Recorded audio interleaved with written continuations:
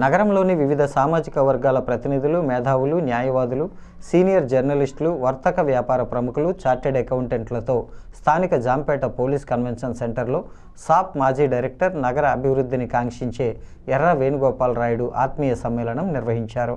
వివిధ మతాల పెద్దలు సర్వమత ప్రార్థనలు నిర్వహించిన అనంతరం ఆకుల రాఘవరావు, కోడూరి శాంతారాం, నల్లమిల్లి మధుసూదన్ రెడ్డి, హన్స్రాజ్, జైన్, ఎస్ఏ కరీం జ్యోతి ప్రజ్వలన చేసి ఈ ఆత్మీయ సమ్మేళనాన్ని ప్రారంభించారు. ముందుగా ఎర్రవేణు ప్రారంభోపన్యాసం చేస్తూ మత కులరహితంగా అడుగు ముందుకు వేయాలని, నగర అభివృద్ధిని కాంక్షిస్తూ సమస్యలను శాశ్వతంగా పరిష్కరించేందుకు అవసరమైన కార్యాచరణ చేయడానికి ఒక వారధిగా పనిచేయాలనే సంకల్పంతో ఈ సమావేశం నిర్వహిస్తున్నట్లు తెలిపారు. సాంస్కృతిక రాజధానిగా ఉన్న నగరంలో వారసత్వ సంపద పెంపొందించేలా కృషి చేయడానికి ముందుకు వచ్చారని వివరించారు.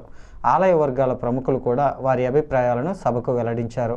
విఎస్ఎస్ కృష్ణకుమార్, కూడిపూడి పార్థసారథి, భేరులాల్ జైన్, మంతెన కేశవరావు, ఇసుకపల్లి సుబ్రహ్మణ్యం, నండూరి సుబ్బారావు, తవ్వల వీరేంద్రనాథ్ రెడ్డి, రామినీడు, మురళీమోహన్, కోళ్లబాబు, అయ్యల గోపి, అల్లు బాబీ, రొబ్బి, విజయశేఖర్, నవాజ్ బాషా, దేశిరెడ్డి బలరాం నాయుడు తదితరులు పాల్గొన్నారు.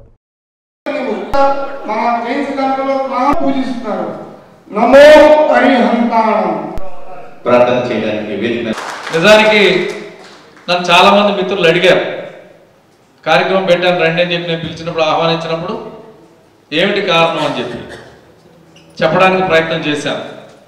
కానీ ఒకటి రెండు మాటల్లో నేను పిలిచేటప్పుడు చెప్పేటటువంటి సమయం కాదది. చాలామంది లేదులే నువ్వు రాజకీయాల్లో తిరుగుతావు కదా, ఏదో రాజకీయ ఆలోచనతో పిలుస్తున్నావు, రేపు కార్పొరేషన్ ఎన్నికలు రాబోతూ ఉన్నాయి, అదేదో ఓసీ జనరల్ అంటా ఉన్నారు, నువ్వేదో మేయర్ ఆలోచనతో మమ్మల్ని అందరినీ పిలుస్తున్నావు అని చెప్పి ఒకళ్ళిద్దరు బాగా సన్నిహితంగా ఉన్నవాళ్ళు కూడా సరదాగా వ్యాఖ్యానించడం జరిగింది. నేను వాళ్ళకు కూడా ఇంతే సరదాగా ఒక విషయం చెప్పాను, నేనైతే రాజకీయ ఆలోచనతో పిలవలే. ఒకవేళ అటువంటి ఆలోచన ఏదైనా ఉంటే మేయర్ జనరల్ అయినప్పుడు గత ఎన్నికల సమయంలో వచ్చినటువంటి రోస్టర్ సిస్టంలో వచ్చింది. రేపు రోస్టర్ సిస్టంలో ఈ మేయర్ పదవి బీసీ అవుతుందా, ఓసీ అవుతుందా, జనరల్ అవుతుందా, మహిళ అవుతుందా, అవేమి కూడా మనకు తెలియదు. నిజంగా నాకు అటువంటి ఉద్దేశం ఉంటే, అంటే పోటీ చేసే ఉద్దేశం లేదని నేను చెప్పడం లేదు, ఆ ఉద్దేశంతో పెట్టే సమావేశం అయితే రిజర్వేషన్ ప్రక్రియ ప్రారంభమైన తర్వాత ఈ రిజర్వేషన్ సానుకూల అనుకూల పరిణామాలన్నీ గమనించుకుని ఈ కార్యక్రమాన్ని పెట్టి ఉండేవాడిని. అదేమీ కాదు, కార్తీక మాసంలో చేద్దాం అనుకున్నాం, అవ్వలేదు.